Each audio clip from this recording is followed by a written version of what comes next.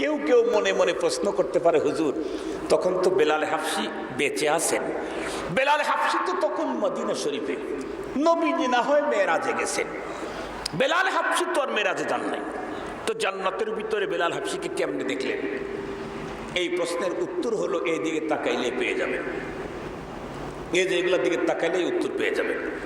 এই যে এই যে এই যে দাঁড় করা আছে দেখছেন না, এই ক্যামেরাগুলো, এর কোনো একটাতে যদি এখন লাইভ চলতে থাকে, লাইভ একটা অপশন আছে, তাহলে আমি ওয়াজ করতেছি হলো সাহেবগঞ্জ হাই স্কুল মাঠে, কিন্তু যদি লাইভ চলে থাকে এই চ্যানেলে যত মানুষ এখন ঢুকবে, আমেরিকার হোয়াইট হাউসেও যদি কেউ ঢোকে তাহলে দেখবে যে ওনার মোবাইলের ভিতরে আব্দুল বাসিত খান ওয়াজ করতেছে, হাত এখন এরকম করতেছে।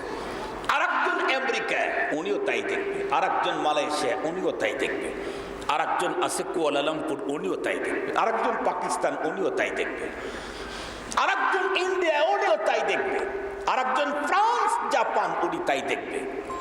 এক আব্দুল বাসিত এই ক্যামেরার কারণে যদি লক্ষ জায়গাতে দেখা যায়, ওয়াজ করতেছি আমি এক আব্দুল বাসিত এই মুহূর্তে হলো সাহেবগঞ্জ হাই স্কুল মাঠে, কিন্তু ক্যামেরা লাইভ চালাইলে লক্ষ জায়গায় আব্দুল বাসিতকে দেখা যাবে। আমার ছেলেরাও যদি এখন চিন্তা করে, দেখি তো আব্বু এখন কি করে, ওরা দেখবে ল্যাপের ভিতরে শুয়ে থেকে দেখবে যে ওর বাবা ওর ল্যাপের ভিতরে বুকের উপরে। ঠিক বললাম না? ঠিক বললাম। মানুষের তৈরি করা প্রযুক্তির কারণে যদি এক আব্দুল বাসিতকে যদি লক্ষ জায়গায় দেখা যায়, এই মানুষটাকে যিনি তৈরি করলেন তার প্রযুক্তির মাধ্যমে মদিনার বেলালকে জান্নাতে দেখানো যায় না? আর একটু জোরে বলে